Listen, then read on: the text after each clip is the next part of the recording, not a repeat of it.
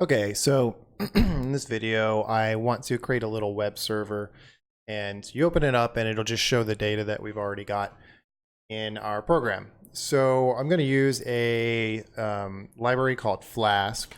From Flask, I'm going to import Flask, escape, and request. And I'm using these because on the Flask, hello page, it shows this is just a pretty straightforward way to get something up and running that serves web requests. So I'm going to, I guess, do their template here, which is just, I'm not sure exactly how that works or what it does, but it creates a Flask app. And then because I've created an app, I can create a route, which is a way of saying, where you're going to visit on our web server. And I can create a function for it that that serves that route. And the way you serve it is, first of all, they get the,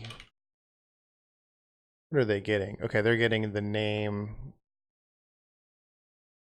and world. Yeah, they're getting the word name from a get request, so you can pass in a get request. That's cool. And then the default is world. I see what they're doing there. So let's just make the default. Well, how about this? Let's use it to pass in the Pokemon name. So this will by default give you Pikachu, but you can pass in a name of a Pokemon if you like. So then what we're going to do is we're going to call our create Pokemon method with the name. And then we're going to return a web page that literally just contains the description. So one thing we have to do here is instead of describing moves, we're just going to get moves. We're going to get abilities. And we're going to have to create a string and just keep adding on to it. The string's going to contain some HTML now, so it's going to have a line break instead of a new line.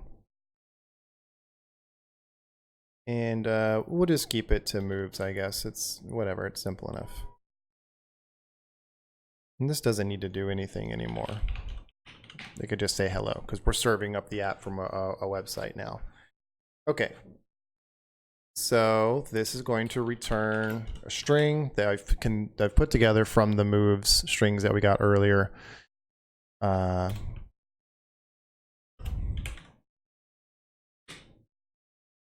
now we should be able to get moves. So let's give that a try. We'll run the program, and it says no module found Flask. That is because I have to install it.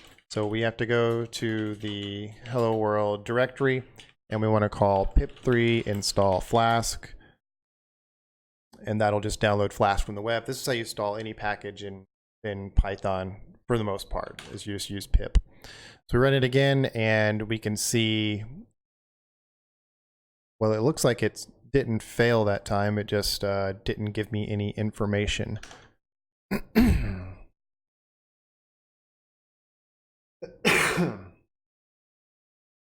Oh, so with Flask, you have to actually run this as, you have to set this in variable, for the name of the program for some reason, and then call Flask run. Let's do that here. Okay, so now we got our web server. It's running on port 5000. So let's try that. Okay, so these are the moves for Pikachu, I would assume. One thing we didn't do is print this part. So I'm actually going to make this the initial string instead of an empty string. And now we need to start it over. And I've noticed with Python, at least in this terminal, it doesn't want to close with Control-C, even though it literally says press Control-C to quit. A lot of times I have to use the task manager and force close Python instances are running here. I actually saw it close, but I'm going to close all these. Okay, and then we'll run it again. Now if I reload the page, it says Pikachu's moves. And I forgot one thing, which is With the same thing here, I actually need a line break. And just to keep this, you know, make this look a little more interesting, we'll make this like a big H1 tag.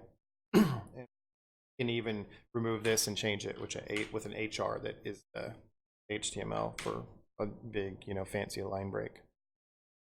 So let's one more time, let's turn it off and turn it back on again.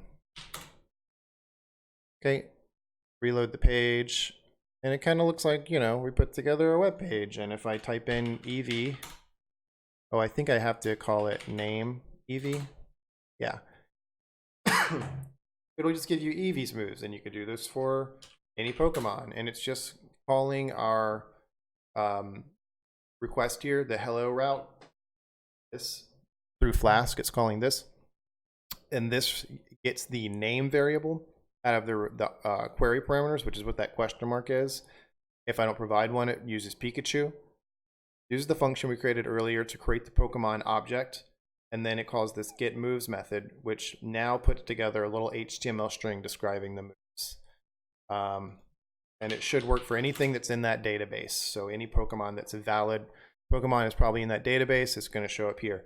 So this kind of, you know, if you're new to programming, this might give you an idea of how certain websites are created that seem to have, you know, all kinds of pages with all kinds of information. But a lot of times it's loading from common data sources.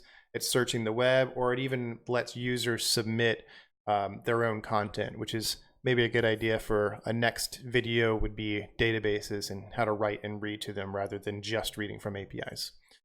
Hopefully this has been a helpful little series. This is probably a good conclusion for sort of the intro, and the next step would maybe be a first video of an intermediate course that is more planned because it's going to be harder material. So I'll get to that if people watch these and like them at all. So maybe I will see you guys in that one. If not, you know, no big deal, but you know, hopefully it's helpful to someone. If so, leave a comment and maybe I'll make more of these. All right, thanks for watching.